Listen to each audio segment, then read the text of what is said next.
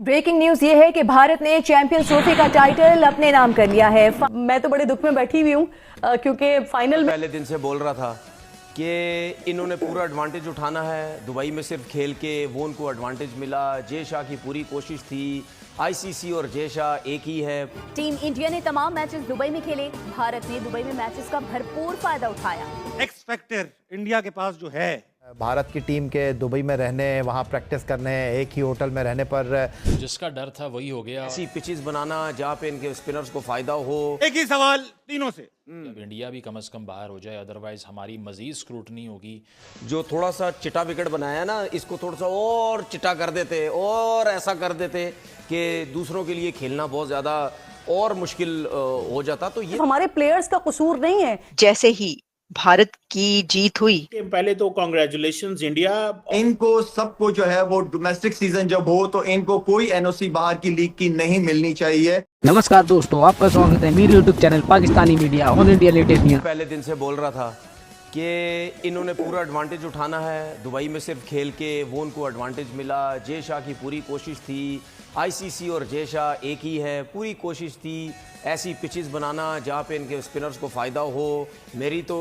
अगर मेरी इनसे बात होती तो मैं ये कहता कि भाईजान जो थोड़ा सा चिटा विकेट बनाया ना, इसको थोड़ा सा और चिटा कर देते और ऐसा कर देते कि दूसरों के लिए खेलना बहुत ज़्यादा और मुश्किल हो जाता। तो ये तो हमें पहले ही पता था ये सब कुछ हो रहा है। क्योंकि जिसका डर था वही हो गया। और वजह यह है कि पाकिस्तान की टीम जब भी किसी आईसीसी टूर्नामेंट से, किसी वर्ल्ड कप से बाहर हुई तो फिर पहली विश उनकी यही होती थी कि अब इंडिया भी कम से कम बाहर हो जाए, अदरवाइज़ हमारी मज़ीद स्क्रूटनी होगी, मज़ीद ट्रॉलिंग और मज़ीद स्लैंडर और मज़ीद गालियाँ पड़ेंगी, जो कि मैं समझता हूँ नहीं होना चाहिए। क्योंकि ये कंपैरेटिव एनालिसिस के वो पहुँच गए, आप नहीं पहुँचे। You play for your own self. लेकिन हमेशा से ये mentality back of the mind रही है, जिस तरह मैंने लास्ट वीडियो में एक्सप्लेन किया था regarding cricket. India has manage to win another ICC event. और आप कंसिस्टेंसी देख लीजिए कि आईसीसी टेस्ट चैम्पियनशिप में top 3, last ODI world cup में finalist, last T20 world cup में विनर और चैम्पियंस ट्रॉफी में भी अब वो विनर बन चुके हैं। इसमें कहा यह जाता है, और बहुत से लोगों ने ये बात की कि अनफेयर एडवांटेज था, they did not have to travel, they stayed in one country one venue, और इसीलिए उन्होंने वहाँ पे स्पिनिंग ट्रैक को देख के 5 स्पिनर खिलाए, सारे मैचेस वो जीत गए। बाकी सारी टीम्स को अडेप्टेबिलिटी दिखानी पड़ी, ट्रैवल करना पड़ा, फटीग अलग आई, कार्बन फुटप्रिंट बनाया सबने, but India stayed where they है। देखिए रोहित कप्तान बने किसको हटा के? विराट को हटा के। अब उसूलन तो देखें, पैसे का वहाँ पे भी खेल है, वहाँ पे भी ब्रांड्स हैं, वहाँ पे भी टीम में रहना इंपॉर्टेंट है, वहाँ पर भी इलाके हैं, वहाँ पे भी जुबानें हैं, मज़हब हैं, बहुत सारी चीज़ें इंडिया में। वहाँ पे भी डिवीजन हो सकता था। रोहित जो है वो शाहीन और बाबर की तरह एक ग्रुपिंग भी, मैं नहीं कहता ग्रुपिंग है, मगर हमने सुना कि भाई बदमज़गी हो गई, ईगो के मसले आ गए। वहाँ क्यों नहीं आ रहे भाई? नहीं हुए थे, जिसकी वजह से ये हारे थे। 19 का वर्ल्ड कप आपको याद होगा, अनिल कुंबले ओरिजिनल उनके कोच थे। जी। रवि शास्त्री साहब को लेके आया गया, वो भी अच्छे थे। ऑस्ट्रेलिया में टेस्ट सीरीज वो जीते, और उसके बाद 21 में जब विराट कोहली हटे तो उसमें भी प्रॉब्लम चल रही थी। सौरव गंगोली हो जाए या दूसरे बिहाइंड द सीन प्रॉब्लम चल रही थी। फिर इन्होंने खुद वर्ल्ड कप से पहले इन्होंने कहा कि मैं इसके बाद कप्तानी नहीं करूंगा। अब मुझे ये बताएं कि ये कौन सी मेहनत करनी पड़ी रोहित शर्मा को, इतनी क्या प्रेशर उसके ऊपर आया कि भाई मतलब यानी वो हमें नजर आया किसी भी मैच में वो पैनिक होता हुआ नजर आया नहीं है। सबसे पहले तो आप मुझे ये बता दीजिए, मैं तो बड़े दुख में बैठी हुई हूँ क्योंकि फाइनल में अपनी टीम को नहीं देख रही हूँ, लेकिन आज जो फाइनल हुआ वो वाकई जबरदस्त फाइनल हुआ। कैसा देख रहे हैं आप इसे? किरण देखें, डिजर्व करते थे वो। उन्होंने क्रिकेट में जो इन्वेस्ट करते हो आप अपने नीचे के डोमेस्टिक स्ट्रक्चर पे, अच्छी क्रिकेट पे, क्रिकेट एकेडमीज में, तो जाहिर बात है उसका रिजल्ट आपके सामने आता है। और नो डाउट इंडिया का कॉम्बिनेशन, उनकी सिलेक्शन, चैंपियंस ट्रॉफी के हवाले से किस कंडीशन में उन्होंने क्रिकेट खेलनी है, तो उनके सिलेक्शन कमेटी ने बड़े जबरदस्त तरीके से काम किया और अच्छी टीम सेलेक्ट की और डिजर्व भी करती थी। हाँ ठीक है, आई नो कि इस वक्त सारे मैचेस कोई वेन्यू चेंज नहीं था इंडिया का, तो उनको कंडीशन, पिच पे स्पिनर्स के क्या सिचुएशन होनी है, किस कंडीशन में किस तरह बैटिंग या बॉलिंग करनी है, फील्डिंग, इसलिए कि उन्होंने वेन्यू चेंज भी नहीं किया, वो भी एक बड़ा रीजन है उनकी जीत में। लेकिन असल चीज जब उनकी टीम सेलेक्ट हुई थी, क्योंकि मैं खुद बहुत क्रिकेट खेला हुआ हूँ दुबई में, तो मुझे उसकी कंडीशन का पता है। हम स्पिनर्स बहुत अटैक करते थे दूसरी टीमों पे और स्पिनर्स का रोल बहुत इंपॉर्टेंट होता।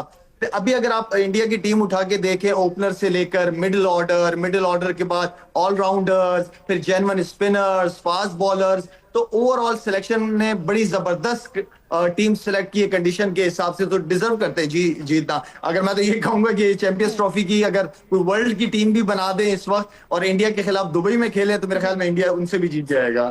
पहले तो कॉन्ग्रेचुलेशंस इंडिया, और हमने जो कल प्रेडिक्शन की थी वो ठीक हो गई। हमें पता था कि इंडिया जो की टीम बहुत तगड़ी है। असल में दरअसल देखा जाए चैंपियंस ट्रॉफी से पहले ही उनका इरादा ये था कि हमें चैंपियंस ट्रॉफी जीत के आनी है, आए बाय शाही नहीं कि हमने एक ये मैच जीतना है, पाकिस्तान से सिर्फ जीतना है या न्यूजीलैंड से जीतना है। उन्हें पता था कि हमने चैंपियंस ट्रॉफी जीत के आनी है। इंडिया अनडिफीटेबल रहा है 2024 के वर्ल्ड कप में, 2023 के वर्ल्ड कप में सिर्फ आखिरी मैच आके हारे, तब भी अनडिफीटेबल रहा पूरा टूर्नामेंट। फिर अब 2025 की चैंपियंस ट्रॉफी में अनडिफीटेबल रहे और ये टूर्नामेंट जीता है। पिछले 3 टूर्नामेंट से मुसलसल इंडिया ने फाइनल खेला है। इससे बड़ी टीम, एक टीम के लिए और कंट्री के लिए क्या कामयाबी, इससे बड़ी कौन सी कामयाबी हो सकती है? और 2 फाइनल आप जीत गए हैं। और इंडिया के चैंपियंस ट्रॉफी जीतने के सबसे ज्यादा चांसेस ही इंडिया के थे, क्योंकि इंडिया बहुत तगड़ी है। एक थोड़ा सा मैं समझता हूँ थोड़ा सा एडवांटेज इंडिया को इस चीज का भी हुआ, तो वो सिर्फ एक ही स्टेडियम में खेल रहे थे, बार बार स्टेडियम बदले नहीं गए।